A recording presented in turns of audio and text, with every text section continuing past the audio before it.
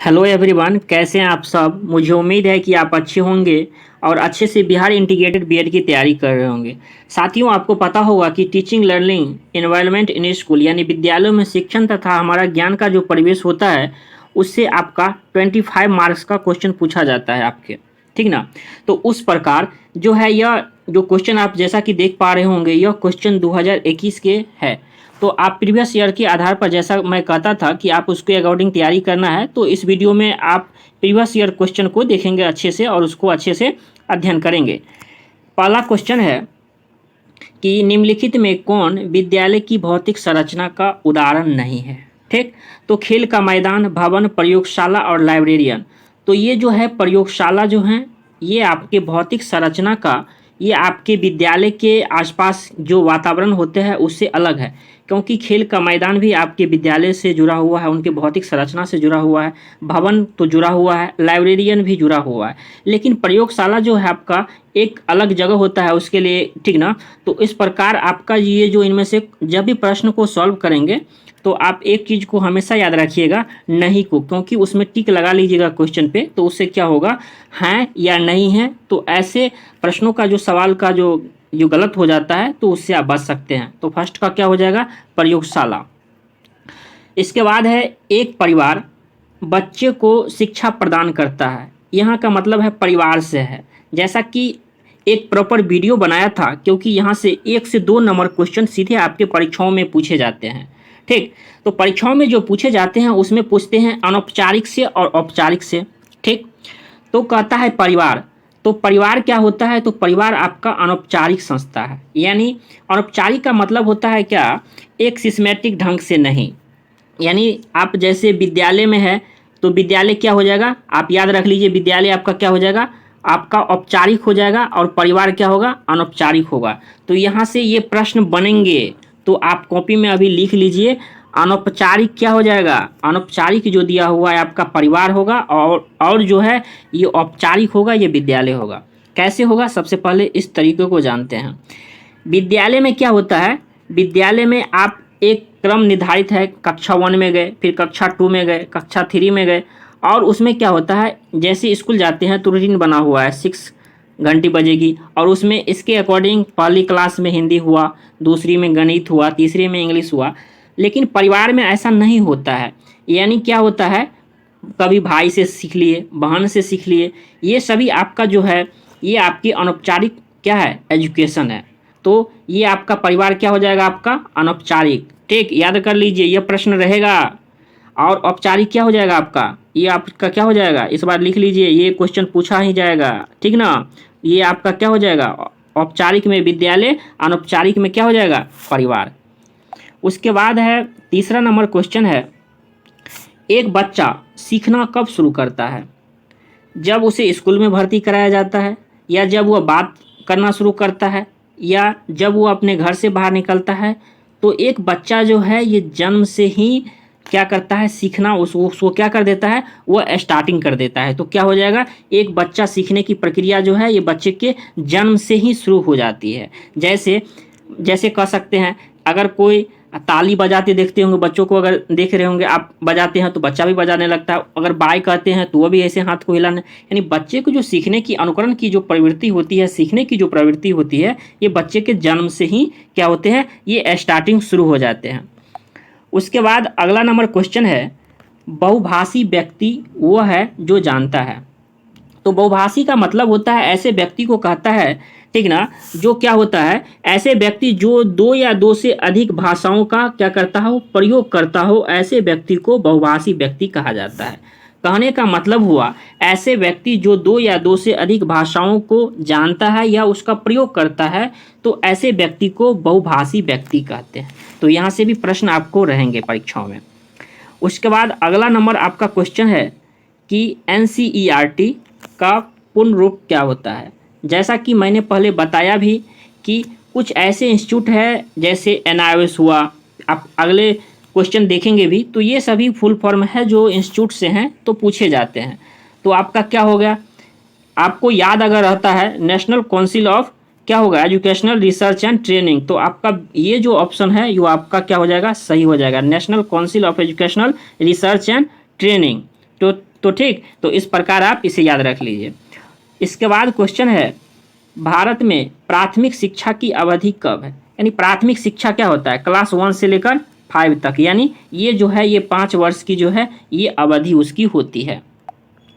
तो इसके लिए भी देखिए यहाँ भी पूछता है 9th-10th के लिए क्या है, 6 to 8 के लिए क्या है, तो ऐसे पॉइंट को भी आप अच्छे से तैयार रख सकते हैं।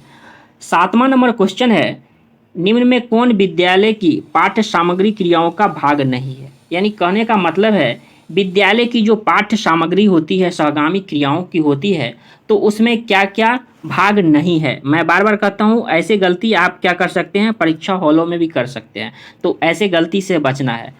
वाद विवाद प्रतियोगिता ये तो है, संगीत एवं गायन स्पर्धा भी होते हैं और ड्रामा भी होते हैं, लेकिन कक्षा व्याख्यान जो है ये आपकी पाठ्य सहगामी क्रियाओं का भाग नहीं है। कक्षा व्याख्यान क्या होता है? लेक्चर के रूप में होता है कि आप लेक्चर दिए फिर चले गए, इस प्रकार जो है ये पाठ्य सहगामी क्रियाओं का भाग नहीं है। अगला क्वेश्चन है, भारतीय संविधान द्वारा अंग्रेजी को क्या दर्जा दिया गया है? तो अंग्रेजी को जो है ये सहायक राजकाज की यह भाषा का दर्जा दिया गया है, तो ऐसे आप इसे याद रख लीजिए। उसके बाद है, राष्ट्रीय शैक्षिक अनुसंधान एवं प्रशिक्षण परिषद की स्थापना कब हुआ था? ठीक ना, तो उसका क्या हो जाएगा आपका 1 सितंबर 1961। देखिए ये एनसीईआरटी की स्थापना कब हुई, ये भी प्रश्न आपसे पूछा गया, तो एनसीईआरटी को अच्छे से पढ़ लीजिए। यानी ऐसे टॉपिक को पढ़ना है आपके बचे हुए समय में जो टॉपिक से प्रश्न आ रहा है, एनसीईआरटी से अच्छे से पढ़ लीजिए, एनआईएफएस के बारे में अच्छे से देख लीजिए, तो वह सब जो है ये कोर्स में है। तो अगर आप कोर्स के साथ जुड़ कर तैयारी करना चाहते हैं तो 299 का आपका ये हमारा कोर्स चल रहा है, तो आप इसे ज्वाइन कर सकते हैं। अगर आप चाहते हैं तो नीचे डिस्क्रिप्शन में लिंक दिया हुआ है, आप इस कोर्स को अच्छे से ज्वाइन कर लीजिए, ठीक, अच्छी तैयारी हो जाएगी, जिसमें आपको ये सभी प्रकार के जो टॉपिक पूछे जाते हैं तो वो आपको कवर हो जाएंगे। इनमें 10 नंबर क्वेश्चन है, इनमें से कह रहा है साहित्यिक क्रियाएं नहीं है, ठीक, तो ये आपका जो है निबंध भी है, वाद विवाद भी है, क्यूज भी है। ये आपका NSS जो होता है ना, ये आपका नेशनल सर्विस स्कीम जो होता है, ठीक ना, तो ये आपका क्या है, ये आपका ये साहित्यिक क्रियाओं का नहीं है, तो इस प्रकार क्या हो जाएगा आपका ऑप्शन नंबर बी। उसके बाद है अधिगम एक प्रक्रिया है, तो अधिगम क्या एक प्रक्रिया है? तो जटिल एवं सक्रिय एक प्रक्रिया है, तो आप इसे याद रख लीजिए कि क्या है यह जटिल एवं सक्रिय, यानी क्या है, आसान भी है और कठिन भी है। जैसे उसको बार बार अगर आप ट्राई नहीं करेंगे, जैसे अगर आप एक चीज़ को पढ़ा उसको बार बार अगर नहीं पढ़ते हैं तो वह चीज़ भूल जाते हैं। अगर किसी चीज़ को बार बार पढ़ते हैं तो याद रहता है, तो क्या है, यह आपकी एक्टिव भी है और यह क्या है, एक जटिल प्रक्रिया भी है। उसके बाद कहता है कि बच्चों को कक्षा में प्रश्न पूछने की अनुमति नहीं देनी चाहिए, पूछने के लिए प्रेरित करना चाहिए, या पूछने के लिए हतोत्साहित करना चाहिए, या पूछने से रोकना चाहिए। देखिए अगर आप जब भी प्रश्नों को सॉल्व करेंगे तो आप सोचिएगा कि हम एक टीचर हैं, तो क्या बच्चों से प्रश्न जो पूछते हैं या पूछना चाहिए, ठीक ना, तो ये जो है बच्चों को पूछने के लिए क्या करना चाहिए, आप हमेशा उसको प्रेरित कीजिए, बच्चों को मोटिवेट कीजिए कि इस टॉपिक से पढ़ाए हैं, इस टॉपिक से तुम क्वेश्चन पूछो, कहाँ नहीं समझे हो, तो ये सभी आपको एक्टिविटी आपसे करवाना चाहिए, जिससे क्या हो, आपकी क्लास भी एक्टिव रहे और बच्चे भी एक्टिव रहे। उसके बाद क्वेश्चन है, एक शिक्षक को होना चाहिए, एक शिक्षक को कहने का मतलब है क्या होना चाहिए, दयालु एवं अनुशासित रखने वाला होना चाहिए, या शांत और प्रतिक्रियाशील होना चाहिए, कठोर होना चाहिए। देखिए एक शिक्षक को निष्क्रिय और सक्रिय, ठीक ना, निष्क्रिय का मतलब होता है न्यूट्रल, मतलब इसका मतलब होता है कि आप किसी एक पक्ष को, ऐसा नहीं है कि जो बच्चा तेज होगा तो वह गलती नहीं करेगा, आप उसी को सपोर्ट करें, मतलब पक्ष की भावना, आप ये जो कहते हैं कि नहीं लड़की कभी गलती नहीं करता है, नहीं लड़का कभी, मतलब किसी आप एक पर्पस को, जैसे कहेंगे कि नहीं वो मोहन है, मोहन ये बदमाशी नहीं करता होगा, ठीक, तो ऐसे नहीं है, कोई गलती करते हैं तो उन्हें क्या करना चाहिए, उन्हें बोलना चाहिए कि आप ऐसा गलती मत कीजिए। तो निष्क्रिय का मतलब ये हुआ। सक्रिय का मतलब हुआ एक टीचर को हमेशा एक्टिव रहना चाहिए, अगर आप पढ़ाते हैं तो पढ़ के भी जाना चाहिए, तो टीचर को सक्रिय होने का मतलब है कि बच्चे कैसे एक्टिव रहेंगे, ठीक, तो ऐसे क्रियाकलाप भी कराते हैं। उसके बाद जैसा कि मैंने बताया था कि NIOS का फुल फॉर्म, NIOS क्या होता है, national institute of open schooling, क्या होता है, national institute of open schooling, ये आपका क्या हो जाएगा, आपका ये ऑप्शन नंबर ए जो है ये सही हो जाएगा। NIOS जानते होंगे यह क्या है, एक मुक्त विद्यालय है। NIOS संगठन जो है, तो नालंदा खुला विश्वविद्यालय कहते हैं। तो आप इस प्रकार देखेंगे। उसके बाद अगला क्वेश्चन है, अंग्रेजी भाषा में कितने व्यंजन ध्वनि है, तो ये आपका कितने हो जाएगा 21। अंग्रेजी में जो है ये 21 जो है आपके क्या है, व्यंजन है। उसके बाद है 16 नंबर क्वेश्चन है कि सीखना संभव नहीं है। कहने का मतलब है कि सीखना कब संभव नहीं है, प्रेरणा के बिना, शिक्षक, पाठ्य पुस्तक या दिशा निर्देश। एक बात आपको समझना है कि सीखना, अगर टीचर नहीं भी रहेंगे तो आप कुछ से पढ़ पाएंगे, जैसे ठीक ना, पाठ्य पुस्तक नहीं रहेंगे फिर भी आप कुछ सीख पाइएगा, दिशा निर्देश। लेकिन एक जो है ये प्रेरणा का मतलब होता है ये मोटिवेशन। अगर आपको मोटिवेशन नहीं मिलता है, आप जैसे मोटिवेट हुए, मोटिवेट जो है मोटिवेशन दो प्रकार के होते हैं। पहला मोटिवेशन जो होता है साथियों, ये पहला मोटिवेशन जो होता है वो आपका आंतरिक होता है। क्या होता है, आंतरिक होता है। और दूसरा क्या होता है आपका, ये दूसरा जो होता है ये आपका बाह्य होता है। क्या होता है, बाह्य होता है। पहला में क्या है, आंतरिक, जैसे मुझे टीचर बनना है, इसीलिए जैसे क्वेश्चन रहेगा, एक क्वेश्चन गौर से सुनिएगा। शीला नाम की एक लड़की है जो बीएड की प्रवेश परीक्षाओं के लिए मेहनत करती है क्योंकि उसे शिक्षक बनना बहुत अच्छा लगता है, यानी पढ़ाना उसे अच्छा लगता है।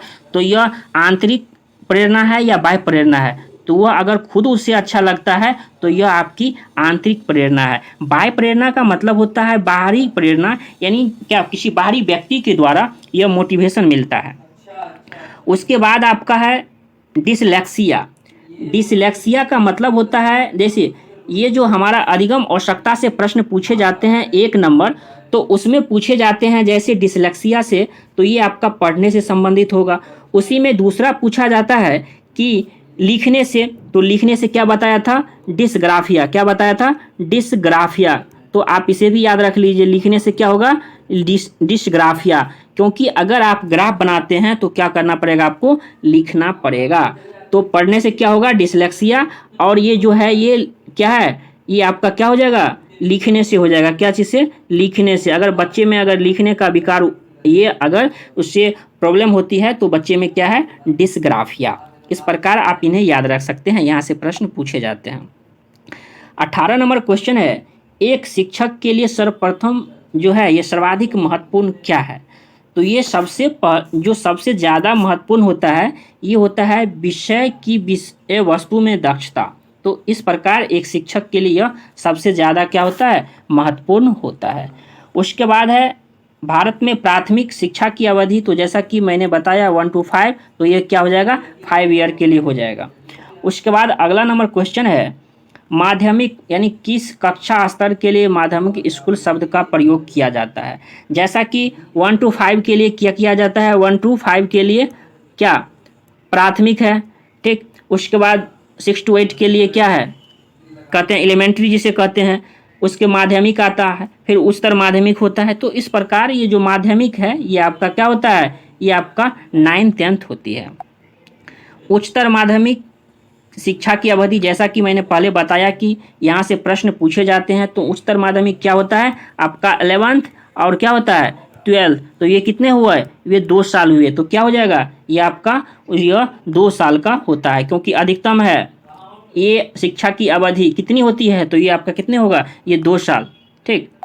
उसके बाद आपका है विद्यालय में एनसीसी किसके अंतर्गत आता है, तो ये हमारा सैन्य क्रिया हो जाएगा। उसके बाद है कक्षा में विद्यार्थी शोरगुल करे तो उसे क्या करना चाहिए। कहने का मतलब है बच्चा अगर शोरगुल करता है आपके क्लास में तो आप क्या करेंगे, दंड देंगे या मारना चाहिए या बाहर भेजना चाहिए। तो बच्चों को अगर आपका शोरगुल कर रहा है तो उसे किसी भी क्रियाओं में उसे संलग्न कर दीजिए, यानी कह दीजिए कि तुम मॉनिटर हो, आज से देखिए जो बदमाश रहता है ना उसको आप मॉनिटर बना दीजिए, तो वह कल से कम बदमाशी करने लगता है, ठीक। तो उसे कहिए कि नहीं तुम्हें अगर शोरगुल करना है तो ठीक ना, ये 10 क्वेश्चन का पहले जवाब दे दो, या फिर कुछ अलग एक्टिविटी करो। तो मतलब बच्चों को कैसे इंगेज रहना है, ठीक ना, मतलब क्लास से बाहर नहीं जाए, उस प्रकार के ऐसे शब्दों का करना चाहिए। 24 नंबर है कक्षा शिक्षण होना चाहिए, कैसा होना चाहिए, तो यह हमारा अंतःक्रियात्मक होना चाहिए। अंतःक्रियात्मक का मतलब होता है कि एक शिक्षक और छात्र के बीच अंतःक्रिया होना चाहिए, मतलब दोनों का सामंजस्य होना चाहिए। जैसे दोनों में अन्योन्याश्रय संबंध होता है ना, ये जो होता है शिक्षक और छात्र का जो रिलेशन होता है बहुत अच्छा होता है, ठीक ना। तो ये हमारा अंतःक्रियात्मक होना चाहिए। 25 नंबर क्वेश्चन है, प्रतिभाशाली प्रतिभाशाली विद्यार्थी, ये जो है ये आपका क्या हो जाएगा, जो होता है ये हमारा भिन्न विचारक होता है, यानी सोच जो होते हैं उसके अलग अलग, अगर उसके पास कोई प्रॉब्लम आती है तो वो उस प्रॉब्लम को सॉल्व करने के लिए तत्पर रहता है। तो इस प्रकार जो है ये आपने देखा कि 25 क्वेश्चन और ये 25 नंबर का पूछा जाता है, तो आप इसे ज़रूर प्रैक्टिस कर लीजिए। एक बात और बता देता हूँ साथियों कि अगर आप चाहते हैं कि हमारे कोर्स के साथ जुड़कर तैयारी करें तो 299 का अभी ऑफर प्राइस चल रहा है, तो आप इसे चाहे तो आप इसे ज्वाइन कर सकते हैं, ठीक, बहुत हेल्प मिलेगी। तो आपको ये वीडियो कैसा लगा, अगर वीडियो अच्छा लगा तो प्लीज़ चैनल पे नए हैं तो चैनल को सब्सक्राइब कर दीजिए और वीडियो को ज़्यादा से ज़्यादा दोस्तों का शेयर जरूर कीजिए। धन्यवाद।